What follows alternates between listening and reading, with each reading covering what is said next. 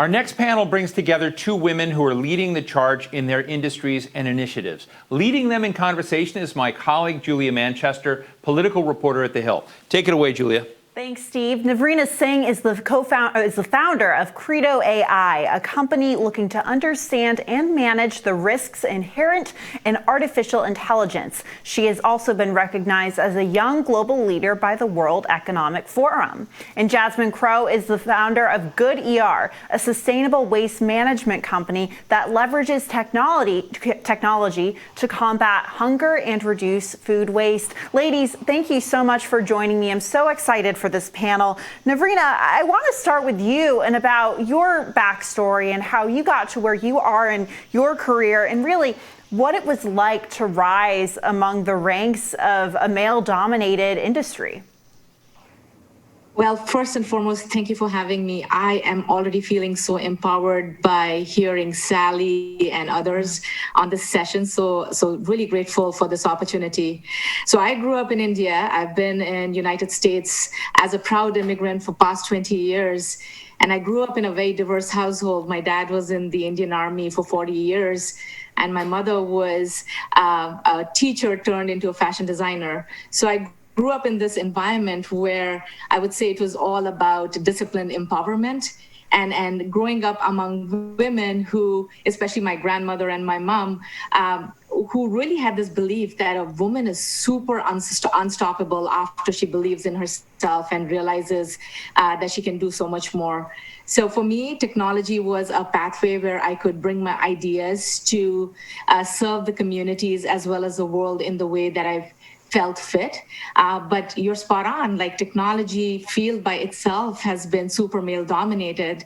So when I moved to United States 20 years ago, I was actually really surprised to see less than 1% of women in the technology space and the companies that I worked in. So overall, it's been, I would say, a great learning experience to build the skill sets that I needed to shine and show up on the top.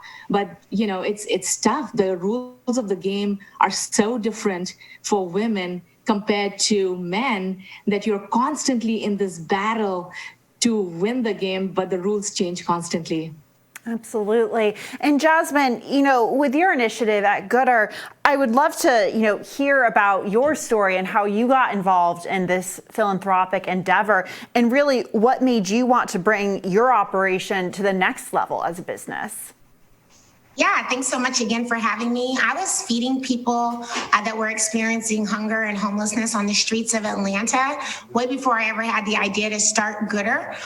So I've always been involved in the social impact space. And I just believe that the way that we were trying to solve hunger in this country was wrong. I felt like we were doing the same things over and over and over again and expecting a different result. And it's definitely not to, take a shot at any of the large scale hunger fighting organizations that have been around for 50 plus years. But the reality is this is a vicious cycle and people continue to be hungry. And the reason why that is because we're not looking at solving hunger in a different way. So I think that's really what got me involved in it, is just believing that I had a different idea and that my idea deserved to be tested and deserved to have the opportunity to provide food to people that weren't receiving food. So I think that's really what got me into it. Real experience, actually having worked on a ground level with people that were hungry for many, many years before I ever stepped foot into the idea of creating a business around it.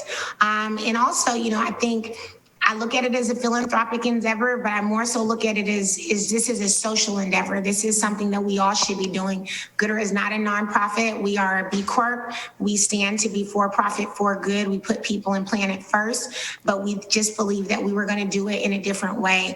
It's definitely been a journey, but I'm really happy that we've remained.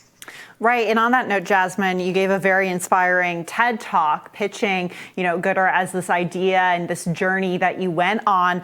Talk about pitching that idea to a group of people that may have been under the impression that maybe to a certain extent, hunger wasn't that big of an issue. And in some areas, they believed it has already been solved even.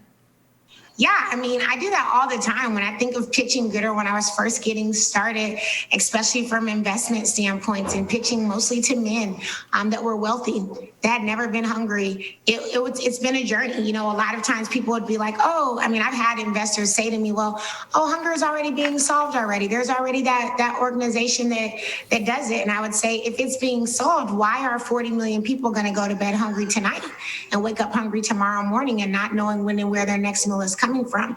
There's a big difference between solving something and pacifying something, you know, making it do something here just to, you know, put a little Band-Aid on it, but it's not solved until that person is healed and they're really out of that cycle. So what we really try and do is meet people where they are. We believe that people that experience hunger, that this is not a one-time thing. This is not we're going to have a big, you know, food giveaway for Thanksgiving. It's really about understanding the effects of poverty on a family, that lack of access to transportation on a family, to access food resources, and meeting them where those gaps are and closing it. And also treating people with dignity. You know, we're giving people in a food bank or a food pantry oftentimes food that we wouldn't eat ourselves, food that when we go to the grocery store, these are things that we wouldn't pick up. This is stuff that's just been passed by, and we want to change it and give people food that they actually would feel proud to give their family. Right. And Navrina, you know, we already touched upon the gender gap that really exists in the tech world and in Silicon Valley, but I'd love to hear about your support of empowering women in this industry and maybe some of the progress women have made over the past, 10 to 15 years or so in this industry, and how we're maybe starting to see a bit more women have presence in this industry. Absolutely. So I've been in tech for now almost 2 decades. And what I'm proud of is that these topics around diversity, especially gender pay gap, is taking center stage. And we made a little bit progress. As an example, one of the recent Lean In and McKinsey study points out that we have more women at the C-level, up to 21%. And that's, since for the past 5 years. However, it's not enough. So the progress that we are making on getting more women to leadership level, or even trying to close the gender gap, I think there is so much more work to be done. As an example, some of the previous speakers spoke about, it's been 57 years since Equal Pay Act was signed into a law. However, we are still leaving close to $500 billion in GDP money on the table. It is primarily because we are still not treating women at the same footing as men. And I think the model of brilliant leadership and career that we've all internalized was established decades by men, and which isn't to imply that it is, prejudicial intent, but it's a pattern that has worked in the past and it does not work anymore. So for us, I think there's a lot more momentum and work that's ahead of us, primarily to get more women to leadership level, getting more board representation, especially getting more women leaders at that position, getting access to more capital. As a new founder, hearing Jasmine's story, I'm experiencing the same thing. Going into a room full of men where responsible tech might not be center stage for them, let alone a woman pitching that idea, the capital access is very disproportional. So I think we still have a lot more work and progress to be made to get women and men at equal footing, and hopefully we can add to that. Absolutely.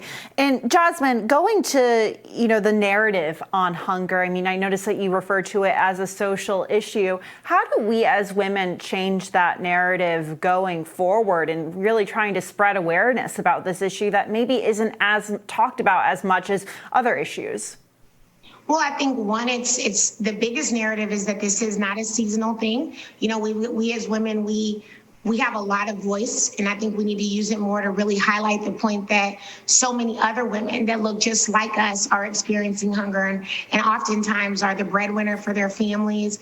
As we heard earlier from Sally and Elvis, they're not making the amount of money that their male counterparts should. And so what ends up happening is it creates this vicious cycle where their children then suffer. And so I think the biggest narrative that we have to make sure that we put forth is that hunger is not being solved. I do believe that hunger is solvable. I believe that if we look at ways to address it in a different manner than what we've been doing for the past, several decades, we can get to it. But I think the biggest narrative that we have to understand is that our neighbors are hungry.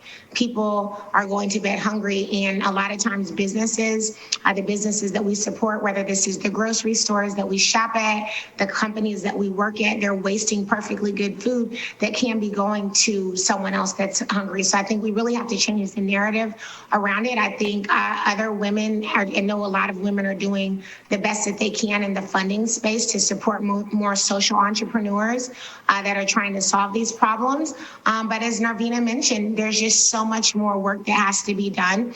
I think when we have the ability to support businesses that are taking positive social stands against some of these problems like hunger, like food waste, to the extent that we can use our pocketbooks to further those businesses is very, very important. And using our voice to make sure that people understand that these are real problems and that together we can solve them. But the narrative is really broken, in my opinion, around hunger. It is. And, to me, to be honest, I don't see enough coverage of this in the news media, my field. So you've really both have opened my eyes to this issue and the fields you both work in. Navrina and Jasmine, thank you so much for your insight today. This was greatly appreciated. You're so inspiring to many of the young women watching right now.